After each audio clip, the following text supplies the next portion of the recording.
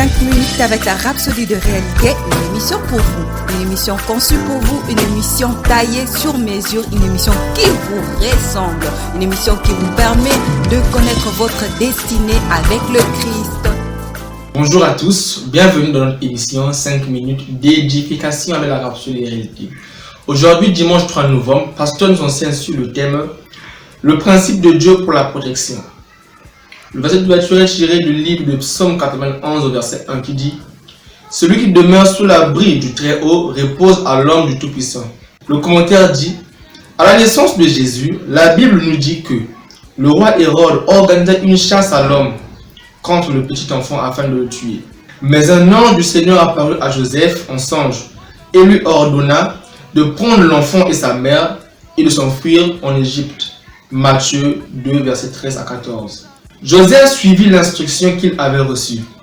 Mais pensez-y un instant, nous ne parlons pas d'un quelconque enfant, nous parlons de Jésus, le Sauveur. Ne devrait-il pas être protégé par tous les anges? Pourquoi fuir avec lui en Égypte? Pourriez-vous vous demander? Tout d'abord, comprenez qu'il n'y avait aucune tromperie dans l'instruction que l'ange a donnée à Joseph. La vie de Jésus était vraiment menacée et Hérode aurait pu tuer le petit enfant si Joseph n'avait pas obéi à l'instruction. De plus, remarquez que l'ange du Seigneur n'a pas dit « fuis en Syrie ».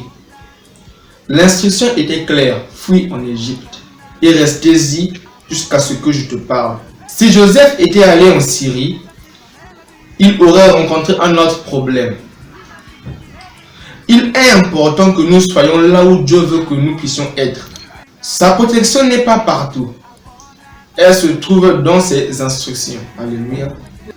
Nous avons un exemple similaire dans le livre d'Exode, chapitre 12. En raison de la farouche résistance de Pharaon et de son endurcissement de cœur, pour ne pas laisser le peuple de Dieu partir, l'ange de la mort fut chargé de faire des ravages en Égypte. Cependant, le Seigneur a demandé à chaque famille des enfants d'Israël de tuer un agneau et de marquer le montant de leur porte et linteau avec le sang de l'animal immolé. Mais ils devaient rester chez eux. Les maisons des Égyptiens n'étaient pas marquées et l'ange de la mort a abattu tous les premiers-nés du pays d'Égypte, que ce soit un homme ou un animal.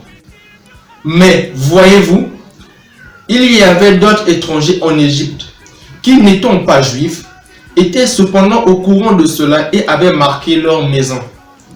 Et tout comme les enfants d'Israël, ils furent également protégés.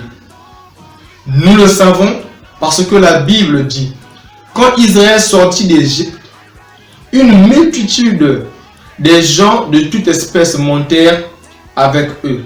Exode 12, verset 38. Ils ont échappé à ce chaos parce qu'ils ont obéi au principe de protection de Dieu. Certains pensent qu'ils peuvent faire tout ce qu'ils ont envie de faire et emprunter la voie qu'ils veulent dans la vie. Et après, ils se disent que Dieu est censé veiller à ce qu'ils soient couverts et protégés du mal. Ce n'est pas comme ça. Dieu donne des instructions et des directives. Vous êtes divinement protégés en suivant ces instructions et ces directives qu'il vous a données. Vous êtes protégés de toutes les attaques et du mal qui détruit les autres. Lorsque vous demeurez dans sa parole, il est le chef. Quand il vous dit quoi faire et où aller, obéissez. Lorsque vous vous conformez à sa volonté parfaite, vous serez toujours en sécurité. Alléluia. La rhapsodie d'aujourd'hui est très édifiante.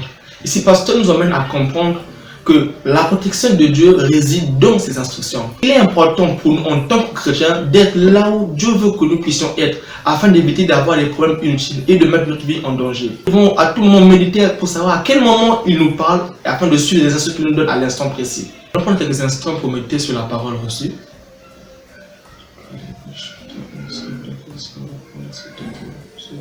Nous allons prendre la confession et veuillez répéter après moi. Je demeure en Christ. Donc je suis toujours en sécurité, à l'abri de toutes les attaques et du mal qui détruit les autres. Toute arme forgée contre moi sera sans effet. Car la parole de Dieu est ma vie.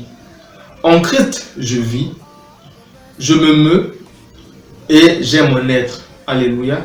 Les études approfondies se trouvent dans le livre d'Ésaïe chapitre 54, verset 17 et Psaume 91, verset 11. Merci de nous avoir suivis. Nous croyons que vous avez été bénis par ce message. Nous vous invitons à faire de Jésus-Christ le Seigneur de votre vie en disant cette prière. Seigneur Jésus, viens dans mon cœur et deviens le Seigneur de ma vie. Je reçois la vie éternelle dans mon esprit. Et selon Romains 10, 9, si tu confesses de ta bouche le Seigneur Jésus, et si tu crois dans ton cœur que Dieu l'a ressuscité de mort, tu seras sauvé. Je déclare que je suis sauvé, je suis né de nouveau, je suis un enfant de Dieu. Maintenant, j'ai Christ qui demeure en moi. Félicitations, vous êtes maintenant un enfant de Dieu.